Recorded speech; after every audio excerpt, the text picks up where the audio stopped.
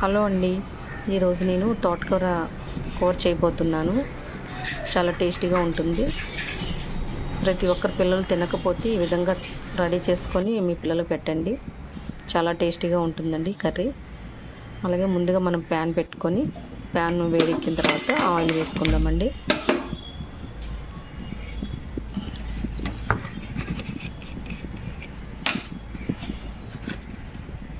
సరిపడా ఆయిల్ వేసుకోండి. మీకు ఇక్కడ నేను ఎంత ఆయిల్ తీసుకోవాలో నాకు తగినటువంటి ఆయిల్ నేను వేస్తున్నాను. ఇక్కడ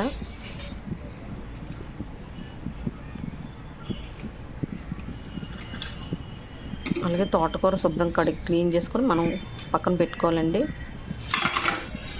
ఆనియన్స్ అది కట్ చేసుకొని ముందుగానే ప్రిపేర్ చేసుకోవాలి. అవన్నీ ముందుగా నేను ఇక్కడ 1 టేబుల్ స్పూన్ ఆవాలు వేస్తున్నాను. బాగా ఇవి వేగాలండి.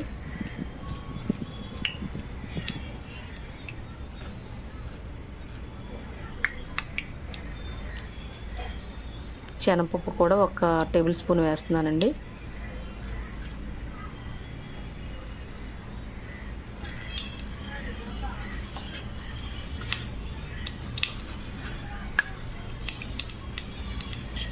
శనగపప్పు కూడా వేసుకున్నాను. అలాగే జీలకర్ర కూడా వేసుకోవాలండి. బాగా వేగనివ్వాలండి. పచ్చిగా ఉండకూడదు శనగపప్పు.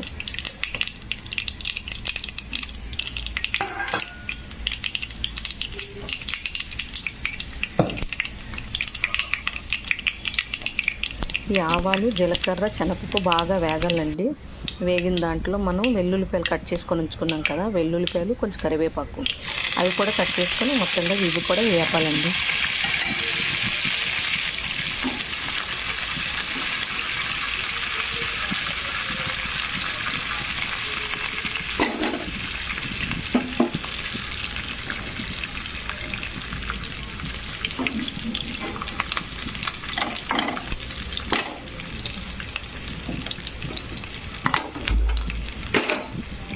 చూసారు కదా, బాగా వేగాయి. ఇప్పుడైతే మనం ఆనియన్స్ కూడా వేసుకోవాలండి. పచ్చిమిర్చి, ఆనియన్స్ ఒకేసారి వేస్తున్నానండి.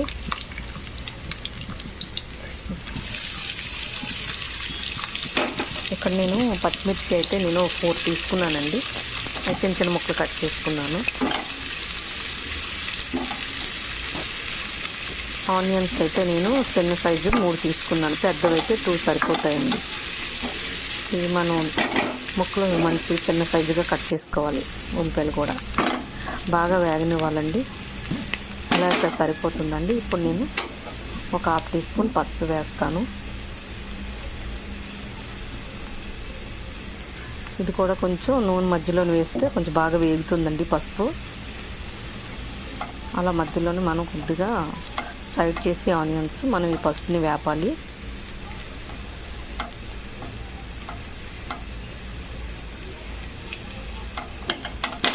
చూస్తారు కదా, ఒక 5 నిమిషాలు ఇలా అంటే ఇలా వేగిపోతుందండి. ఇప్పుడు మొత్తం ఉల్లిపాయలతో పాటు పసుపు అంతా కలిపినట్టుగా మనం వేపుకోవాలండి. ఇది వేగిన తర్వాత ఇప్పుడు మనము కట్ చేసి ఉంచుకున్నటువంటి తోటకూరని ఇందులో వేసుకోవాలి. జస్ట్ ఒక 2 నిమిషాలు ఇలా వేపించుకోవాలి.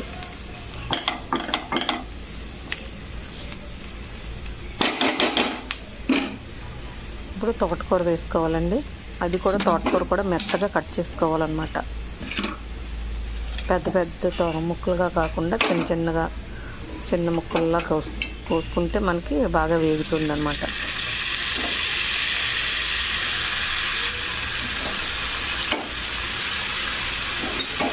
తోటకూర అంతా వేసి వేపాలండి. మంట కూడా మీడియం సైజులోనే ఉండాలండి, హైలో పెట్టకూడదు.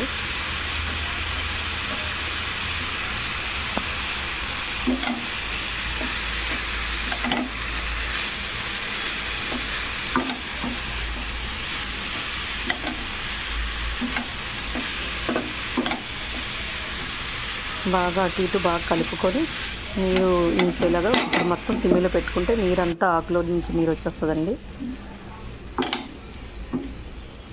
చూసారు కదా, అలాగే వేగుతుంది కదా.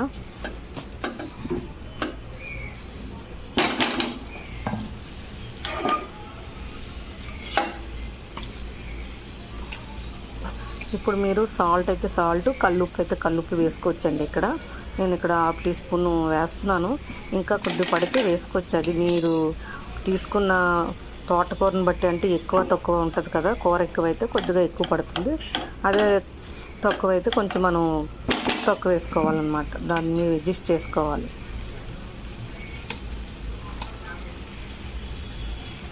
కొద్ది పడుతుంది అనుకుంటున్నాను, అందుకే కొద్ది వేసాను. ఎందుకంటే పప్పుల పొడి కూడా వేస్తాం కదండి, దానికి కూడా మనం ఇప్పుడే వేసుకోవాలి.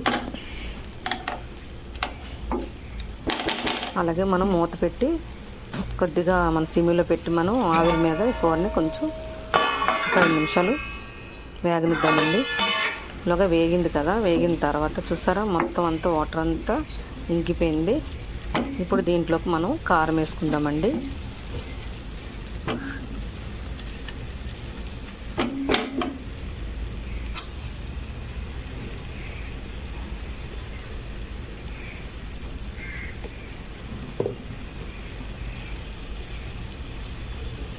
చూస్తారు, నేను ఇక్కడ 1/2 టీ స్పూన్ వేసానండి. మీరు కొద్దిగా కారం తింటాననుకుంటే వేసుకోండి, మేము కొంచెం తక్కువ తింటాము. అలాగే మనం వేసుకోవాలంటే వేసుకోవచ్చు. ఇక్కడ సరిపడా కారం, మీరు కూడా కారం ఎంత తీసుకుంటారో చూసి వేసుకోండి. ఇక్కడ నేనైతే 1/2 టీ స్పూన్ కన్నా కొద్దిగా వేసాను అనమాట. కొంచెం కారం తక్కువ వేసుకుంటే మన కూర ఎక్కువగా తినగలుగుతామండి. కారం వేసిన తర్వాత ఒక 5 నిమిషాలు మనం అలా మగ్గనివ్వాలి కూరని. అలాగే ఇక్కడ మనము పల్లీల్ని వేపుకోవాలండి. సిమ్లో పెడితే బాగా పల్లీలు వేగుతాయి, ఐలో పెట్టేస్తే పల్లీలు అయితే వేగాయి.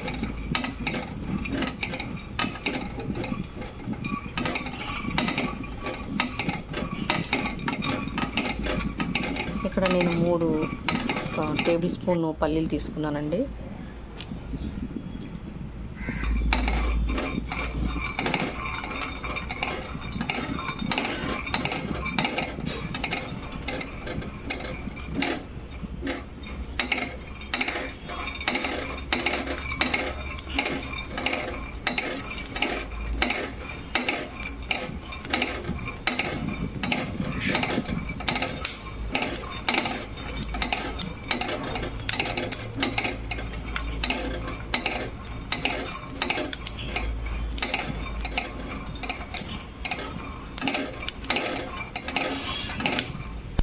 చూస్తారు కదా, ఇప్పుడు వేగిపోయి ఒక ప్లేట్లో తీసుకుంటున్నానండి.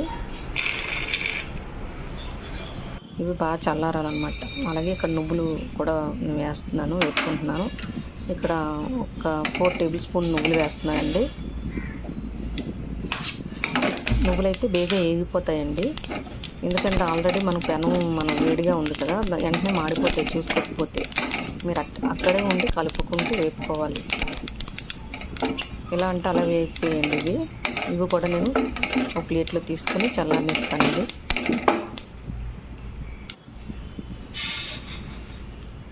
ఒక టేబుల్ స్పూన్ నేను ఇక్కడ ధనియాలు కూడా తీసుకుంటున్నాను. ఇవి కూడా మనం వేపుకోవాలండి. ఇవి కూడా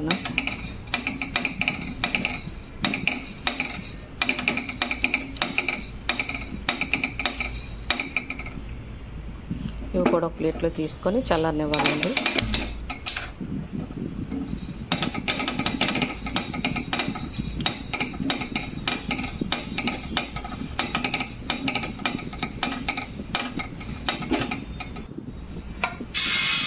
ప్లేట్లు తీసుకొని చల్లారనిచ్చినాక పల్లీలనేమో మనం ఇలా చేతితో ఇలా నలిపిస్తే మొత్తం దానికి ఉన్న తొక్కంతా బయటకు వచ్చేస్తుందండి.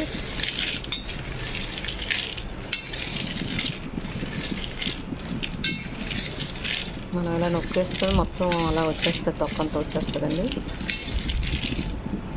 దాన్ని మనం చూసారు కదా, మొత్తం తొక్క తీసుకున్న తర్వాత నేను నువ్వుల పొడి, మొత్తం నువ్వులు ప్లస్ ఏమో శనగ పలుకులు ఇవి కూడా వేసుకుంటున్నాను. ఆల్రెడీ ముందే నేను ధనియాల పొడి చేసుకుని ఉంచుకున్నానండి వేపుకొని. దాన్ని కూడా ఒక టేబుల్ స్పూన్ వేసుకుంటున్నాను అనమాట. ఇవన్నీ కలిపి బరగ్గా చేసుకోవాలండి. మిక్సీ పిండిలా పొడి చేయకూడదు అనమాట, పప్పుల పొడి. ఇలా కచ్చపచ్చగా మనం చేసుకోవాలండి. ఎందుకంటే ఫుల్ పిండి అయిపోయింది అనుకోండి, దీని టేస్ట్ బాగోదు. మనకి బాగా కరెక్ట్ వేగిన దాంట్లోనే ఆ పొడి చేసుకున్నాం కదండి, ఆ పొడిని మనం ఇందులో వేసుకోవాలి.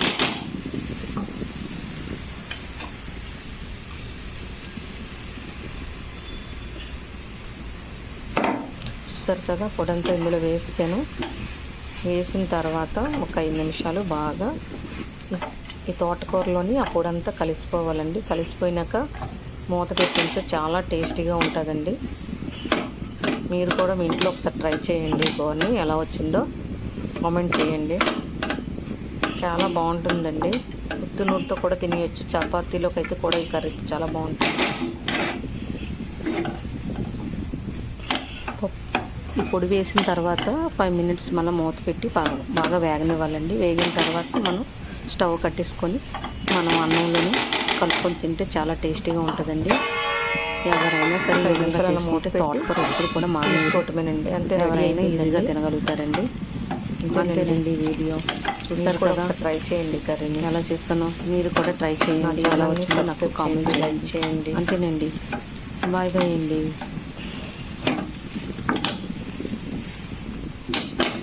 చెప్పారు కదండి, ఒక బౌల్లోకి తీసుకొని మనం అన్నం వేడి అన్నం తీసుకొని తింటే చాలా టేస్టీగా ఉంటుందండి. అంతేనండి, బాయ్ బాయ్ అండి.